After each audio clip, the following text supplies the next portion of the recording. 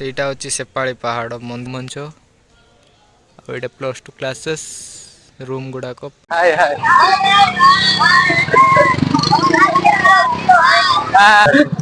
ଭାଇ ଖରାପ ହେଇଯିବ ରେ ଭାଇ ପୁରା ପଥର ରାସ୍ତା।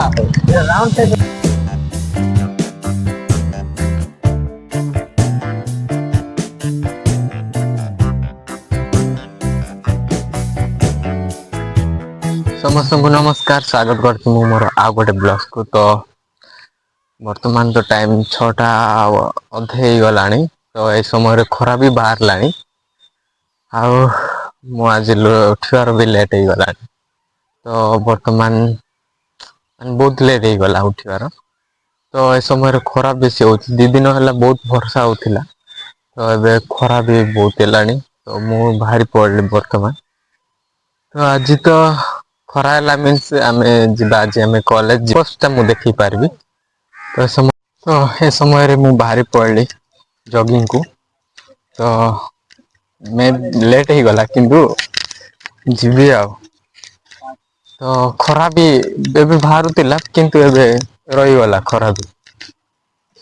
ତ ମୁଁ ମେନ୍ ରୋଡ ପହଞ୍ଚି ଗଲି। ତ ଏ ଜାଗାରେ ଧୂଳି ନାହିଁ କାହିଁକି ନା ବର୍ଷା ପଡିଲା ନାଇଁ କି, ନହେଲେ ବହୁତ ଧୂଳି ହେଇଯାଏ ରାସ୍ତାରେ। ଏଇଟା ଆମର ନୂଆ ବ୍ରିଜ ଟା। ତ ବର୍ତ୍ତମାନ ଅଛି ମୁଁ ବଂଶଧାରା ନଦୀ, ଯୋଉଟା କି ପୋଲ ଉପରେ ଛିଡା ହେଇଛି। ତ ଏଇଟା ହଉଛି ଗୁଣପୁରର ନଦୀ, ବଡ ନଦୀ। ହଁ ବଡ ନଦୀ ମାନେ ଏଇଟା ଗୋଟେ ବଂଶଧାରା ହେଇଛି ଏଠୁ ଷ୍ଟାର୍ଟ ହଉଛି। ତାପରେ ସେଇ ପୂର୍ବରୁ ସେଇଟା ଆମର ସାନ ନଦୀ ବହିକି। ତ ବର୍ତ୍ତମାନ ପୋଲ ଉପରେ ଅଛି ମୁଁ, ଭାଇରେ ବହୁତ ପାଣି କାହିଁକି ନା ବର୍ଷା ପଡିଲାଣି। ତ ଦେଖେଇବି ଆପଣ ମାନଙ୍କୁ। ଆଉ ମୁଁ ସେ ତଳକୁ ନେବି ନାହିଁ କାହିଁକି ନା ମୋବାଇଲ ପଡିଯିବରେ ଭାଇ ଆଉ ମିଳିବ ନାହିଁ ମତେ। ତ ସେଇଠୁ ଆମର ବଂଶଧାରା ନଦୀ ଷ୍ଟାର୍ଟ ହଉଛି, ଆଉ ସେଇପଟେ ଦିଟା ନଦୀ ଅଛି। ସେଇଠି ସାନ ନଦୀ, ସେଇଠି ବି ସାନ ନଦୀ ସେଇପଟେ। ତ ଏଇଠୁ ଆମର ବଂଶଧାରା ନଦୀ ସେଇପଟେ ପୁରା। ତ ଏଇଟା ହଉଛି ବ୍ରିଜ, ଯୋଉଟା କି ଓଡିଆରେ ପୋଲ ବି କହିବେ। ତ ଭାଇରେ ବହୁତ ପାଣି କାହିଁକି ନା ଏ କୂଳକୁ ସେ କୂଳକୁ ଲାଗିଛି ପାଣି।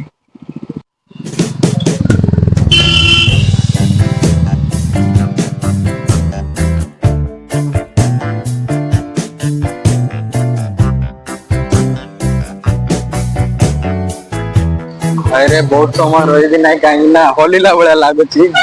ବସ୍ ଗଲେ କି ମାନେ ଟ୍ରକ୍ ଗଲେ ସବୁ ହଲିଲା ଭଳିଆ ଲାଗୁଛି। ତ ଡର ବି ଲାଗୁଛି, ତ ଚାଲ ଘରକୁ ଯିବା ଆମେ। ତ ମୁଁ ଏଇଠି ଯାଇ ତ ରନିଂ କରିକି ଆଇଲିି, ତ ଏଇଠୁ ମୁଁ ରିଟର୍ନ ଯିବି କାହିଁକି ନା ମୁଁ 1 କିଲୋମିଟର ବୋଧେ ପଳେଇ ଆସିଛି। ତ ଚାଲ ଏବେ ଘରକୁ ଯିବା, ତାପରେ ଆମେ କଲେଜ ଯିବା।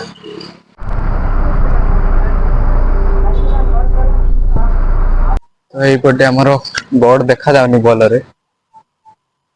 ତ ବରହମପୁର କୁଟାସିଂ, କାଶୀନଗର, ପାରଲାଖେମୁଣ୍ଡି ତ ସେଇପଟେ।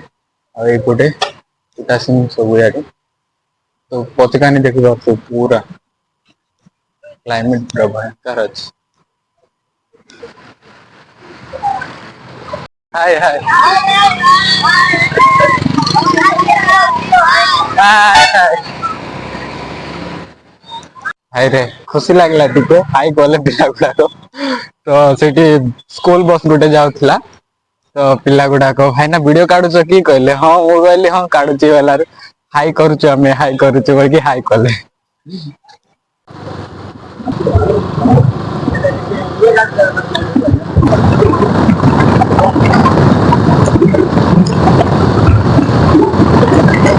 ତିନି ଆସିଲେ ଏମିତିକା ରାସ୍ତା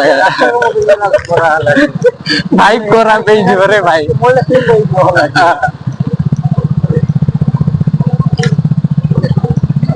ପୁରା ପଥର ରାସ୍ତା।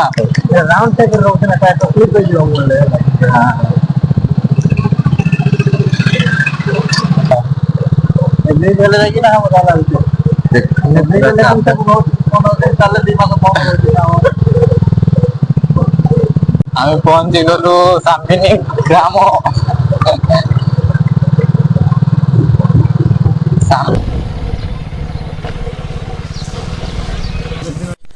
କାଦ କାଦ ହେଇଗଲା ପୁରା।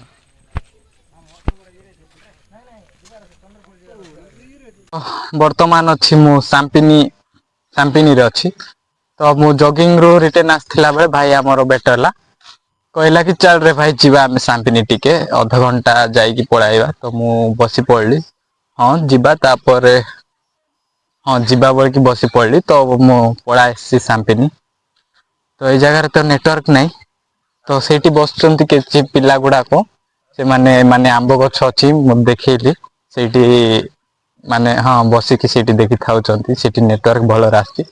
ତ ଆମେ ଏଇପଟକୁ ଯାଉଛୁ ଟିକେ ନେଟୱାର୍କ କାଳେ ମିଳିବ ସେଇପଟେ। ତ ଏଇପଟେ ବନ୍ଧ ଗୁଡାଏ ଅଛି। ସେ ବନ୍ଧ ପାଖରେ ମୁଁ ଦେଖେଇବି ସିଆଡେ ଗଲେ। ତ ଏଇଟା ଅଛି ପଛକାନି ଏଇଠି ବନ୍ଧ ଅଛି। ଆଉ ଏଇଠି ଗୋଟେ ମଞ୍ଚ ଟାଇପ ର ଅଛି ଆହୁରି ଏଇଠି ଜାତୀୟ ପତାକା ଉତ୍ତୋଳନ ପାଇଁ ଏଇଠି ଅଛି। ତ ଆମେ ଯିବା ଘରକୁ ଚାଲ।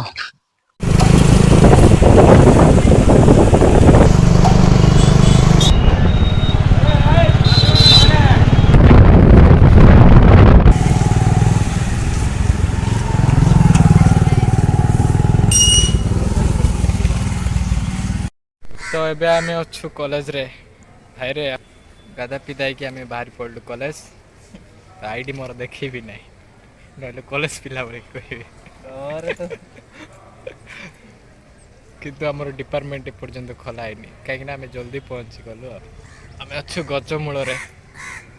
ସେଇଟା ହଉଛି ସେପାଳି ପାହାଡ଼ ମନ୍ଦିର ଦେଖାଯାଉନି କାଲି ଘର ଦେଖାଯାଉଛି। ଆଉ ସେଇଟା ହେଉଛି ରଙ୍ଗମଞ୍ଚ ଆଉ ଏଇଟା ପ୍ଲସ୍ ଟୁ କ୍ଲାସେସ୍।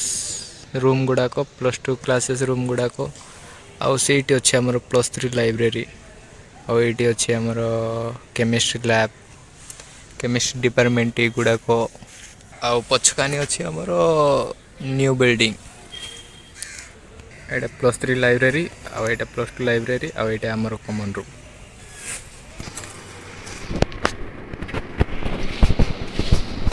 ବାହାରେ ଚପଲ ରଖିକି ଯିବାକୁ ପଡ଼ିବ।